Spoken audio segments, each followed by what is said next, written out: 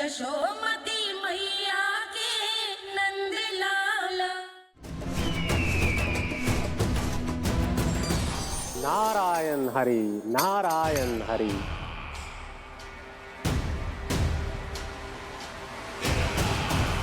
प्रणाम देवर्षि।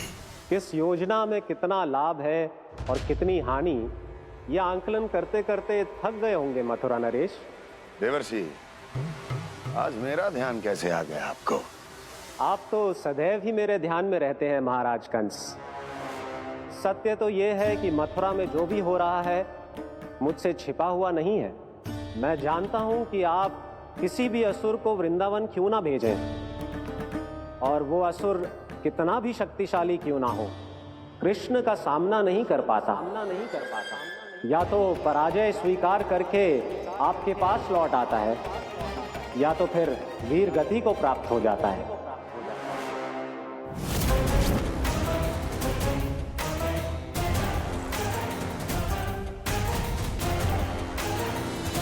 वाह, मुझे मेरी असफलताएं स्मरण कराने आए हैं, मेरे घाव को खुरेदने आए हैं, उन पे नमक छिड़कने आए हैं। मित्र को शत्रु समझने की भूल मत कीजिए महाराज कंस। मैं तो आपकी सहायता करने आया हूं। हाँ, और मेरी सहायता। कृष्ण विष्णु अवतार है, आप विष्णु के भक्त हैं।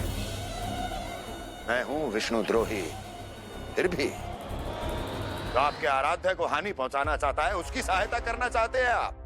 क्या आप निश्चित रूप से कह सकते हैं कि आप ब्रह्मांड के सभी नियमों को अच्छी तरह समझते हैं? अवश्य।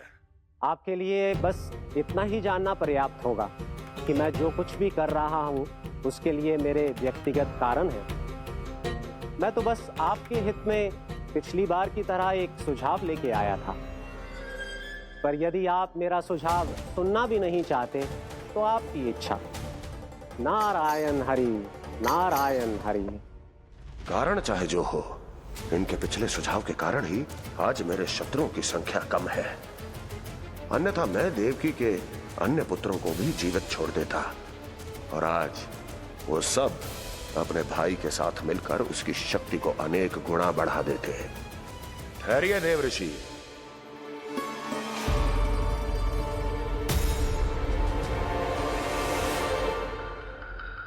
बताइए क्या सुझाव है आपके पास? मेरे सुझाव का नाम है कालिया नाग।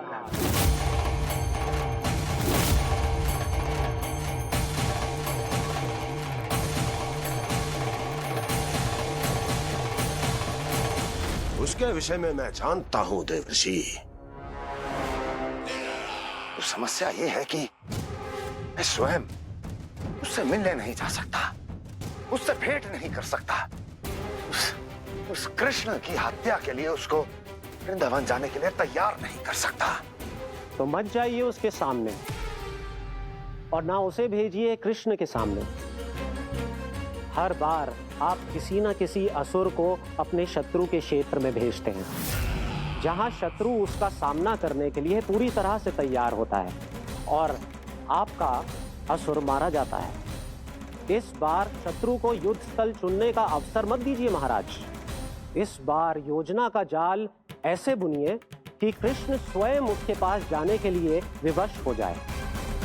कालिया नाग स्वयं काल है, मृत्यु का दूसरा नाम है। उसके विष का उपयोग अपने लाभ के लिए कीजिए महाराज। वैसे कालिया के विष की अधिकता का अनुमान तो होगा ही आपको।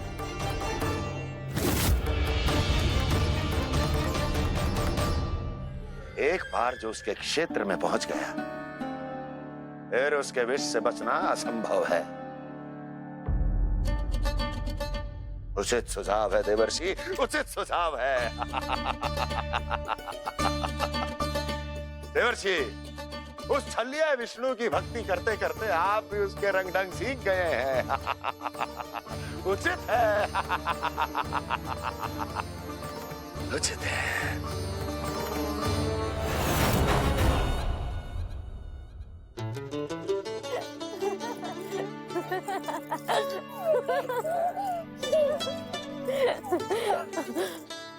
बस बस, बहुत आनंद ले लियो लल्ला। बस अब दूध पी ले। ठहर ठहर, गर्म है। जी ले पी।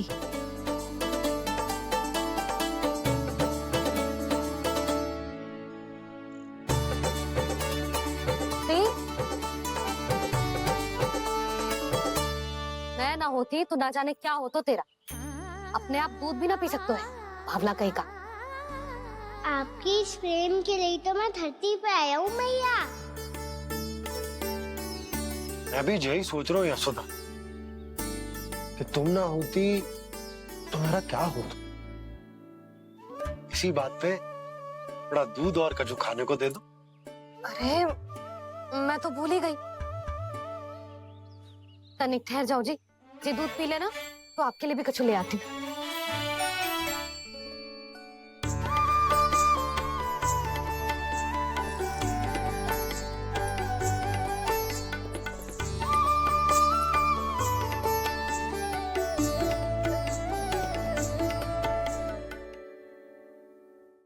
प्रणाम महाराज। आपकी आज्ञा के अनुसार बिल्कुल वैसा ही पत्र तैयार किया है जैसा आप चाहते थे।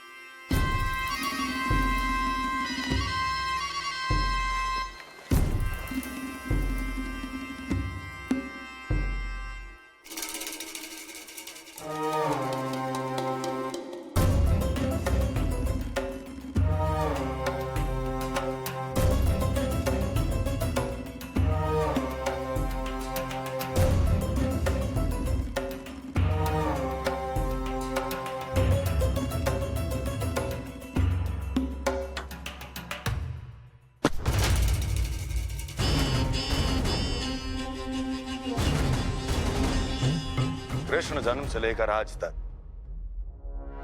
ये मेरी सबसे महत्वपूर्ण योजना है।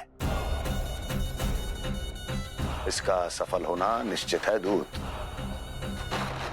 किंतु केवल वही करना जैसा मैंने कहा है। जाओ।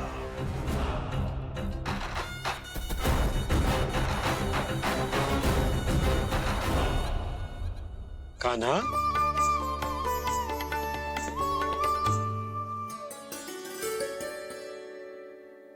क्या होगा?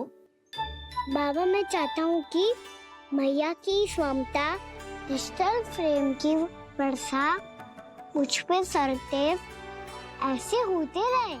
वो तो होती रहेगी लल्ला। अपने लल्ला के लिए किसी मैया का प्रेम कभी कम हो सकता है भला? नंदराज, वो मथुरा से एक दूत आयो है महाराज कंस का राजपत्र लेके।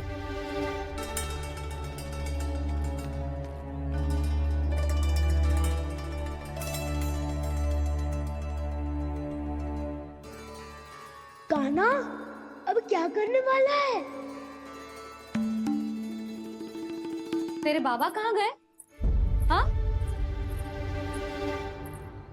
कंस मामा का खेल आरंभ हो गया है, पर मैया वो सब सुनेगी तो व्यर्थ चिंतित हो जाएगी। बस थोड़ा बाहर गया मैया, कछु खा लिए से। बाहर इस समय?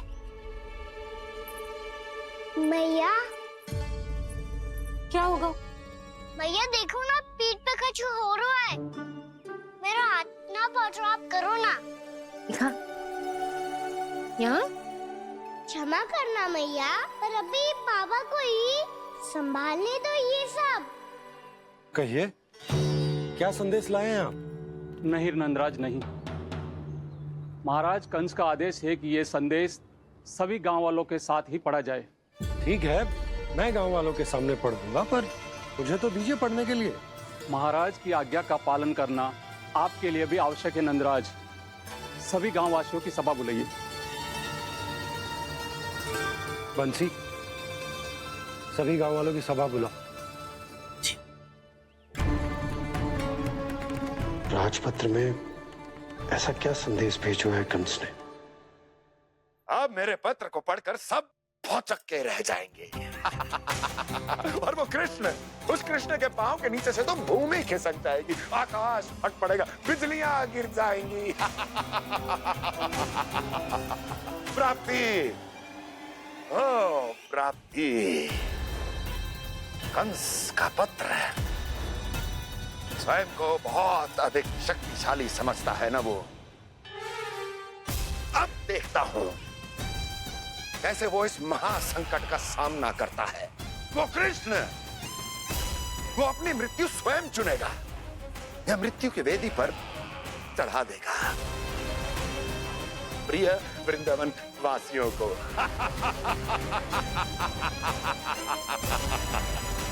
अब आएगा आनंद प्राप्ति, अब आएगा आनंद। सबको इकट्ठा करवा के ही पढ़वाएगो। अवश्य ही कोई विशेष संदेश दिया होगा कंस ने। मैं भी यही सोच रही हूँ सुलक्षणा जी, कछु ना कछु तो विशेष है, और जे हो क्या सकता है?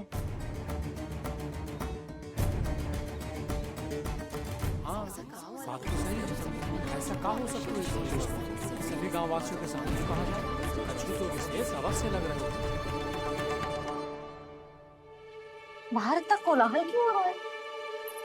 मैया, मैया, अब क्या होगा?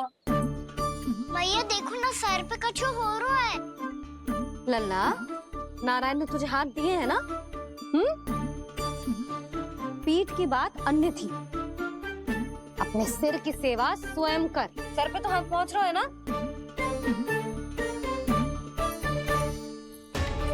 मैया सुनो ना, मैया देखो ना, तीव्र कर कछु हो रहा है। मैया देखो ना, तीव्र कछु हो रहा है।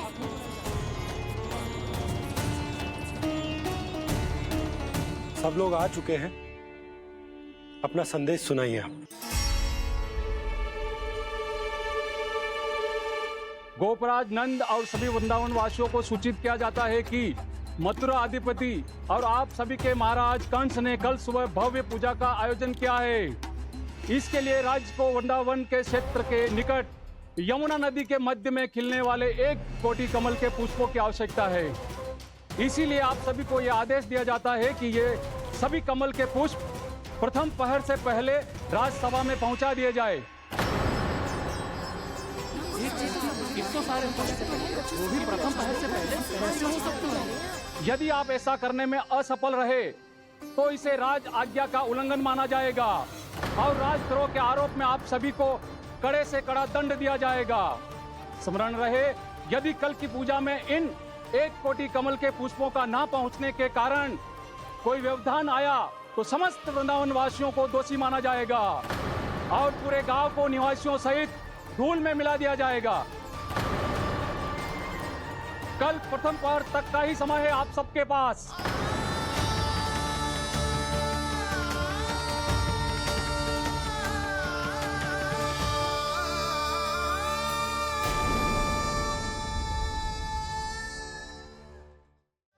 एक कोटि कमल पुष्प, वो भी कल प्रथम प्रहर में?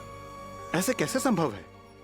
और कोई साधारण पुष्प ना, यमुना नदी के मध्य खिलने वाले विशेष कमल के फूल चाहिए उन्हें। लेकिन यमुना नदी में तो कालिया नाग ने विष घोल के रखा है, तो फिर कैसे हो पाएगा? यह संभव है। हमारी मृत्यु का संदेश भेजा राजा कंस ने। सदैव की भांति इस समस्या पर भी गांव के बड़े ही विचार करेंगे। बालकों का यहाँ होना उचित ना है।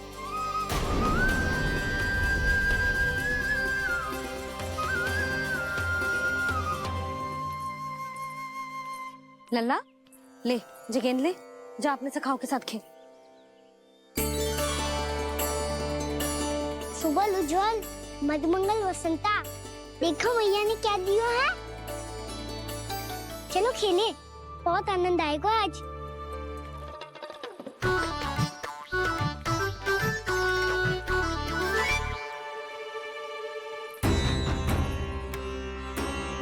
भानु, बंसी, जाओ और शीघ्र ही वो घेरे का कार्य समाप्त करो।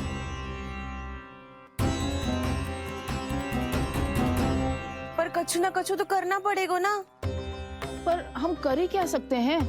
पुष्प लाने को और कोई उपाय है भी तो ना। मैं चला जाऊंगा जमुना जी में। वैसे भी मेरे जीवन के कितने दिन शेष बचे हैं। गांव के लिए, समाज के लिए कुछ करके मरूं, तभी तो शांति मिलेगी। ना काका, यदि आप उस विषैले जल में छलांग लगा भी दोगे, किंतु 1 कोटि कमल पुष्प एकत्रित कर पाना आपके लिए संभव ना है। इससे अच्छा है कि मैं चला जाऊं। यदि मैं मर भी गया तो मेरे पीछे रोने वाला कोई ना है। किसी को कहीं जाने की आवश्यकता ना है। गोप नरेश होने के नाते ये मेरा कर्तव्य है कि मैं आप सबकी रक्षा करूं। नंदराज, आपको जाना है तो जाओ। हरिया, काका, भैया सब चले जाओ। लेकिन आपको पता है वहाँ का जल कितना विषैला है। आप लोग एक क्षण भी जीवित नहीं रह पाओगे। फिर कैसे इकट्ठा करेंगे 1 कोटि कमल पुष्प? आप बात तो सही कह रही हैं शांति। उस दुष्ट कंस ने ऐसी मांग रख के हम सबको फंसा दिया। हम में से कोई भी क्यों ना चला जाए, अरे इस संकट का समाधान ना निकले को। कान्हा, बताना कौन सा खेल खेले? गेंद पकड़ खेलते हैं, पर एक बात सुन लो सब, कोई भी तीव्र गति से ना फेंकेगा गेंद को। भैया ने फ्रेम बनाई है मेरे लिए। सब तैयार हो?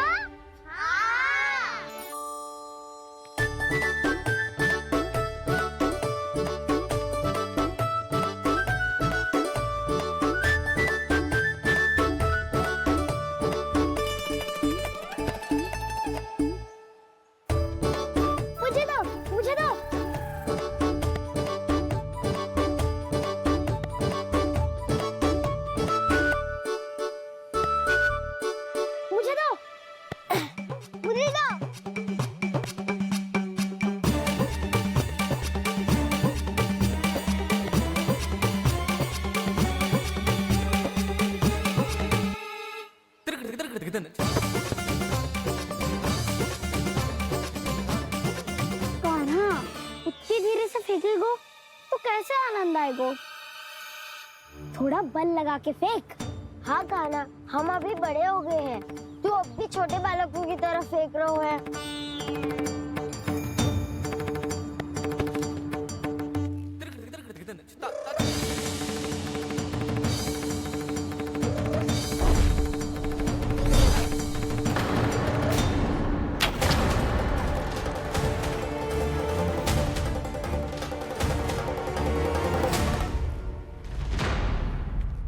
दीदी जी क्या करो कान्हा? गेंद तो डूब गई।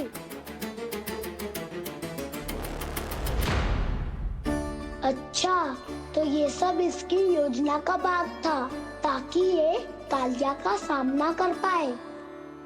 तुम सबने तो कही थी तीव्र गति से फेंको, देखो फिकवा दी ना मेरी गेम। मुझसे नदी में, और मुझे जाके लानी पड़ेगी। रुक जा कान्हा, रुक जा कान्हा। जी क्या बोल रहे थे कान्हा? इसमें तो बहुत संकट है। कोई भी संकट मेरी मैया का उपहार खोने से बड़ा ना है। बहुत प्रेम से बना के उन्होंने दी थी। हे नारायण, कोई उपाय समझ में ना आ रहा है। मैया, हम कैसे करेंगे हम अपने गांव की रक्षा? कीड़े पड़ेंगे उस दुष्ट को। यदि उसके कारण किसी के प्राण चले गए तो कौन सा फल मिलेगा उसे इस पूजा का? तुम सही कह रही हो यशोदा। हमारे पास कोई और दूसरा विकल्प भी तो ना है। यदि हमने मथुरा की राज आज्ञा का पालन ना किया तो इसका दुष्परिणाम पूरे गांव को भुगतना पड़ेगा।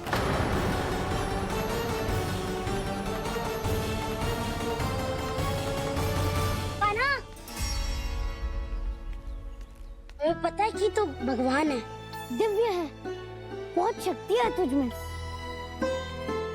पर फिर भी हम तुझे विषैले जल में ना जाने दे सकते। कुछ होगा तो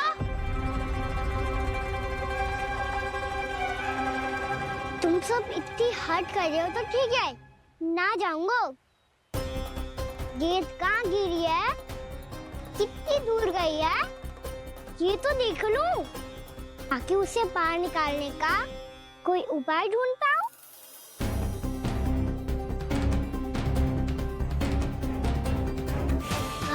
हाँ।